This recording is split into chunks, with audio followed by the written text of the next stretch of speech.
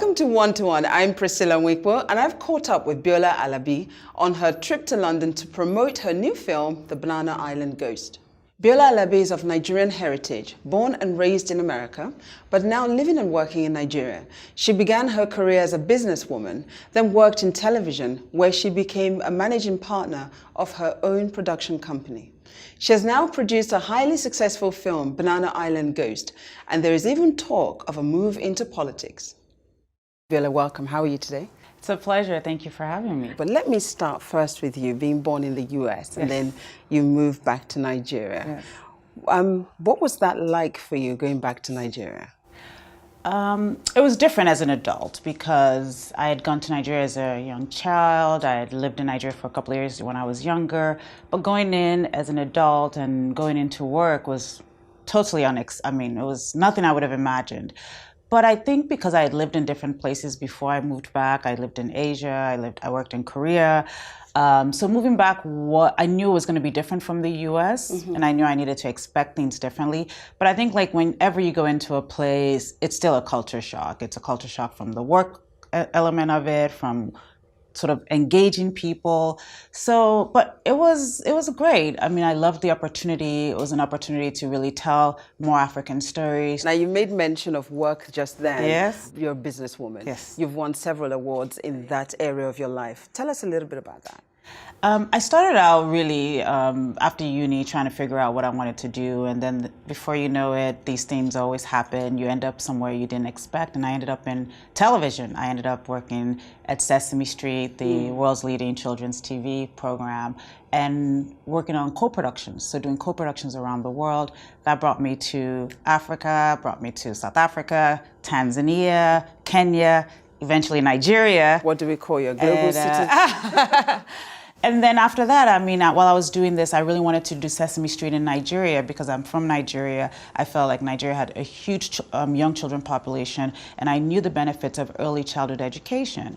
And so in doing that, I got approached by DSTV, and that's how I ended up moving back to Nigeria. So for me, it's been like full circle, I guess. Yeah, Yes. You know, DSTV is a huge platform right across Africa. It is. And of course, with DSTV comes Africa Magic. Yes. And then there was the whole Big Brother thing. Yes. Big Brother, yes. hugely successful. Yes. But then it does attract a negative criticism because the housemates of Big Brother Africa are renowned for being extremely expressive, no holds barred, and very out there. Yeah. And so they're criticized for having a negative impact on society. Well, what are your thoughts on that? Obviously, the biggest thing about young people being in a house together is there's issues of sex.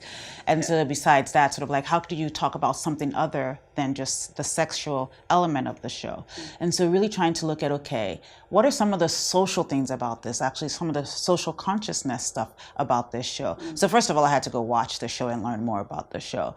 And what I thought was really interesting about Big Brother Africa was that it had participants from so many different countries. Absolutely. And so Africans were actually using this to learn more about each other. And if you realize, I think at the same time, and you look at the same time of what happened with Africa Magic, there's been a huge explosion of just much more understanding, and even like colloquialism going across the continent. So people using each other's jargon, each other's slang.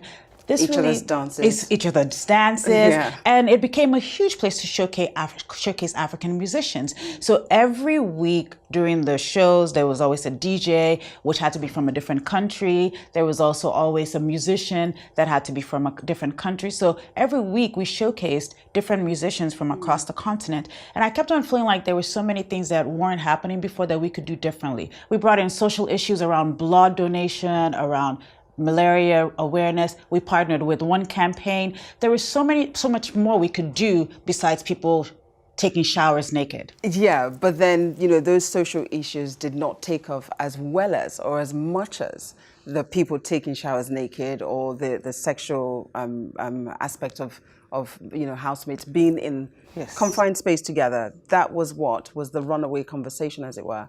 That is what makes news. That is what makes news, and I totally understand that. But then what did you guys do in order to curb that? Or were there any things that you could do to have more of more focus on the positive impact that you wanted to achieve. Of course, which is why we introduced all these other elements. We campaigned with, with the One campaign, which is really about how can Africa feed itself going forward, changing these people from not really just being sort of these cultural pariahs into actually change agents. How do you do that?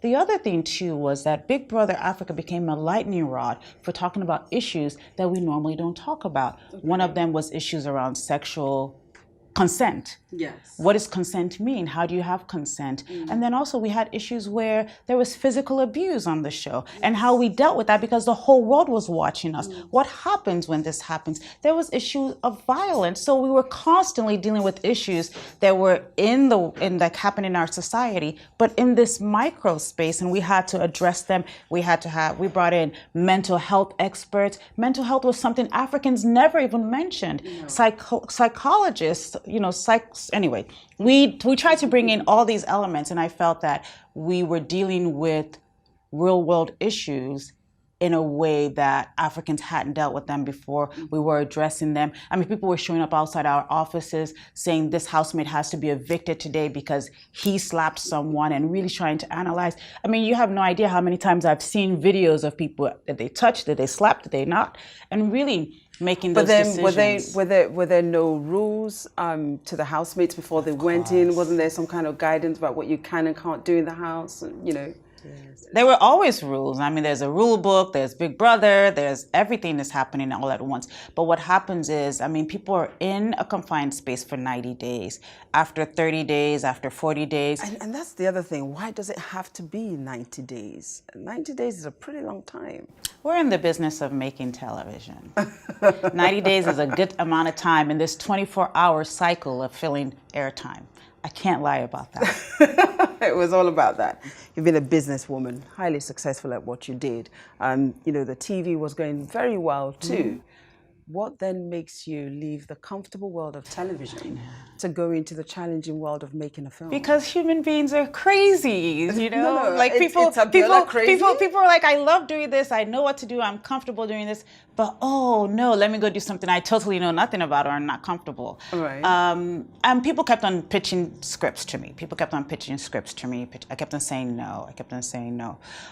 This particular collaborator, I had seen his work. He had pitched me a television series. I had given him a lot of feedback. They had gone and produced the series. I really enjoyed the series. I felt like it was really breaking ground in Nollywood and in Nigeria. It was a series about a number of young people really trying to battle with what it's like to either get, especially women, it was called Before 30, and sort of this pressure put on Nigerian women or African women or women all over the world that before 30 you have to get married. And so I felt that they really did a great job of telling that story. And so when they pitched the script to me, this was the third script they had pitched to me, and I said, fine. And then you leaped in. Yes, I did. You threw everything in there. I did. Okay, so you're in the film world now. Yes. And one of your... But still do TV. I still love TV. You still do your TV. Well, that's good. Yes. But, last year you had your big breakaway release, as it were. Yes. The Banana Island Ghost. Yes. What inspired that film? Yes. Because it was quite unusual for a Nigerian film. We don't often do ghosts. Yes. In our films. Which is why I loved it. The minute I heard it, I loved it. The minute I knew it was going to be a different type of film from the stereotypical sort of ghost film that Nigerians are known for. I really felt that I feel like it's important to do things that change the narrative, that create a different type of conversation, especially if you're in the field and you're telling people that we need to do things differently. Sometimes in a way you have to lead and show people what you're talking about. How did Nollywood welcome you with your American background, sure. your extensive TV experience and all of that, and coming in? Did they welcome you with open arms? Great, Biola, welcome, we love you. Or was it a case of, who does she think she is? I think it's a little bit of both. I mean, I think a little bit of both because when I came in through a big organization. I mean, we were the big bad wolf. So it was a lot of really telling people that we were going to do things differently. There were people that said, you're one of them. And I'm like, I can't be one of them. I'm one of you. I look like you. Or mean, it was sort of a lot of back and forth. What people are always responding to is the unknown. It's not necessarily you. And I think sort of once we got through that and people understood that we were going to be partners in creating and forging a new way forward and creating these new television channels that were going to tell new stories, that were really going to catapult them to the rest of Africa. I think once people started to see that and that we began that journey, the relationship changed. But I think in the beginning, obviously, you're also sort of, their past relationships, people's misunderstandings before, and you have to mend and build. And I think for me, that was a great opportunity. So when I came into this space, because I had done so much work in building relationships over the last 7 years in my role as a head of the DSTV. It was so much easier for people to say, well, welcome, how do we help you?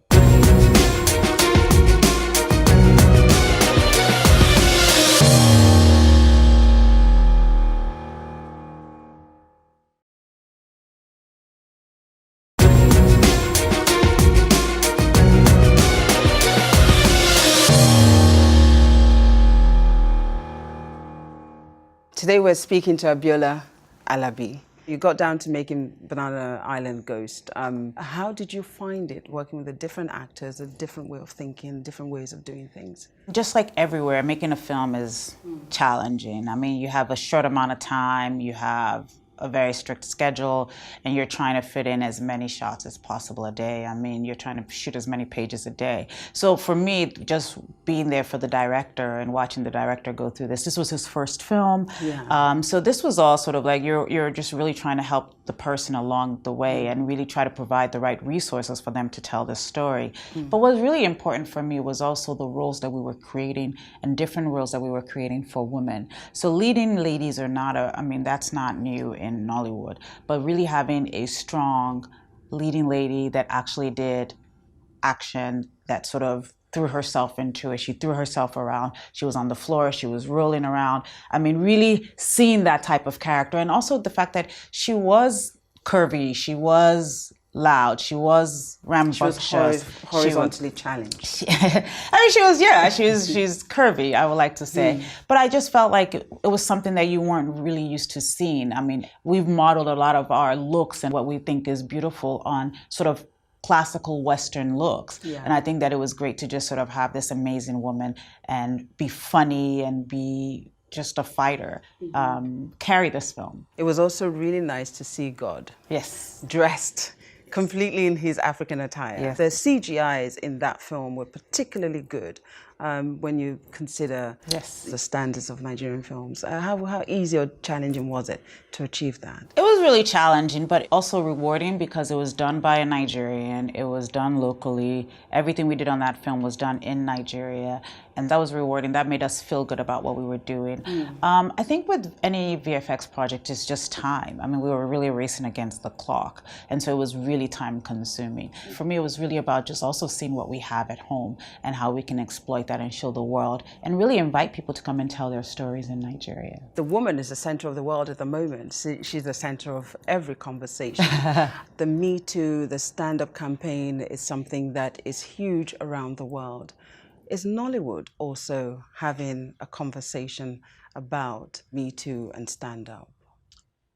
I believe so. I mean, I believe that it's different for us. I mean, the reason why is because if you look at some of the leading figures in our industry in Nigeria, it's actually women.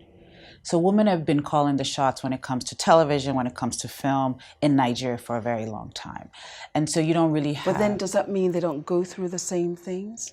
I mean, I think they go through a different challenge, and I think that's not unique to women anywhere in the world. And I think anywhere where women are raising capital, those are challenging environments. Because also one of the things you don't have is you don't have the same relationships that men tend to have, and then tend to give each other. They sort of tend to be able to write checks for each other. They either went to school together, they grew up together, they hang out together, and so these conversations are much more fluid and organic to have. While every time a woman goes out to raise money, it is sort of an appointment, it's an event. It's not sort of something that happens because we're hanging out at the spa, we're hanging out at the hairdressers. It's because you're literally, I've scheduled a meeting, I've come to meet you, I've propped up what I'm trying to do. Yeah. And so the conversation is automatically extremely formal. And I think that's the challenge that we have in our industry. But if you look at the number of women behind the camera, women in front of the camera, I think that disproportionately you will find that Nollywood is leading in that conversation. But then Nigeria is very much a male-dominated society, and just in other areas of business, I know that there is the whole sexual innuendo. There's always some form of inappropriate sexual conversation. Yes, surely it must be happening in Nollywood.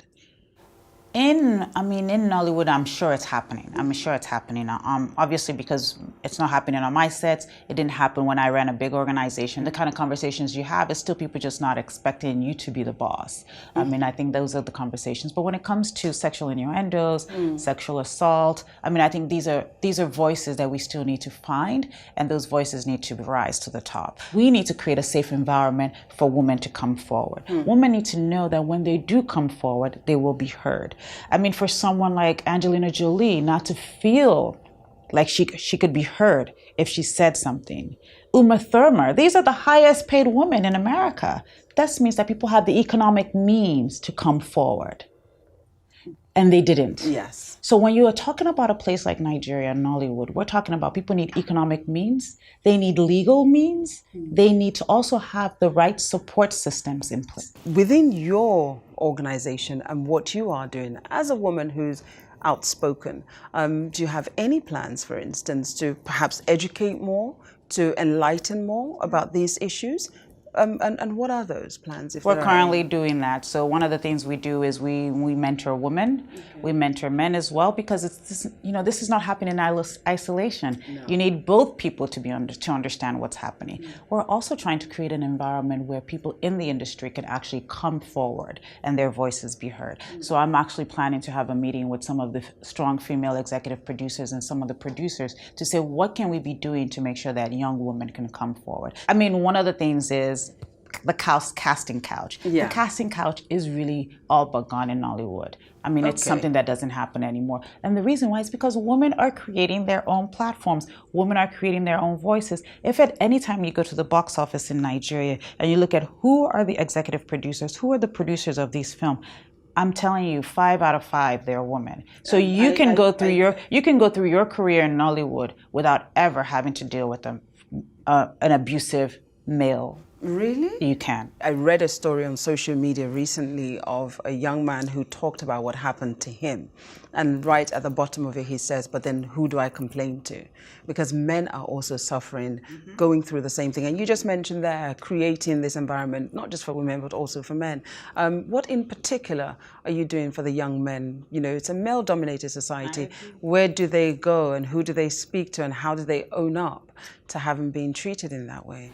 I think for me, really, what I can do is every time I have the opportunity to talk about what I do, every time I have an opportunity to reach out to people, really giving voice to the fact that there is an issue in our society. Sexual violence in Nigeria is one of the highest in the world. Correct. And of course, women are most likely the victims, but that doesn't mean that it's not happening to men. So really, how do we create more platforms in ways we talk about this? At the same time, using film as a powerful tool to talk about these and address these issues. Not only are we talking about sexual assault, abuse, the woman is the center of our conversations. We're also speaking about our ethnicity right across the globe. Do we see changes happening in Hollywood, for instance? Black Panther is the movie right now. Do you think that Black Panther is going to make that impact, that's suddenly going to bring that change for Nollywood? I think that there's been a movement in the way that people see Black talent and people cast Black talent. Over the last 10 years, Black talent has gone to being, no, we don't want Black talent because we're trying to create global products. That's how Hollywood was seeing it. We need to create global blockbusters. And the number one thing we need to do is think about China. So at that point, the casting was, will this sell in China? If it will sell in China, yes. If it's not going to sell in China, no. So at that point, there was only like a few Black actors and actresses that sold in China. So that was like if you were Will Smith, if you were Denzel Washington, if you were Kevin Hart. And so you had amazing actor and actresses not working. And in the last 5 years, we've also seen another shift with people like Shonda Rhimes creating these powerful leading roles for women. So people that are coming up, their voices are being heard. And this is really exciting. And so for me, I think that with a film like Black Panther, it just goes to show that good story always sells. Doesn't really matter where you are. But are we going to see the change though in terms of, are we going to see more black people in movies? Are we going to see them being paid more, the women for instance? I don't think that this all happens in one day. I think that this is sort of a journey we're on as long as we are consistent and persistent. Remember, once people sort of get comfortable, once a few people get comfortable, we can't stop the message. We can't stop the focus. So for example, a young woman like Jennifer Lawrence decides in Hollywood that she wants to be paid the same thing as her male colleague. That had never been heard of before. Julia Roberts used to be in a bunch of movies with male leads, and she was never paid as much as that. She always got paid less. She was well paid. And she was one of the highest paid actresses. So for a young woman like Jennifer Lawrence to be saying, I want to get paid a certain amount, that means that there's something happening in our environment. There's something we're serving in the water, and we're empowering young women to ask for what they're worth. But you're quite an activist, and you did mention there about women being in that position of being part of policymaking and all of that. So are we likely to see you, transiting from your executive role, movie role, and now going into politics? So when this sort of started to come up, I've said no, because I'd never been interested in politics. I'd always said no. I mean, what I love to do is build companies. What I love to do is create jobs. What I love to do is do what can propel the economy to grow. And so for me, it was always, the answer was an easy no. But this keeps coming up, and I know that for women to continue to make an impact, we have to be part of where the rules are being made. We have to be part of policy. We have to be part of moving the agenda forward. So what I would love to do is really support the right people in politics. I love to lend my voice to the right people in politics. So that's really what I'm focused on when it comes to politics now. Okay. Well, it's been great speaking with you. Thank you so much for your time today. Thank you very much. Thank you.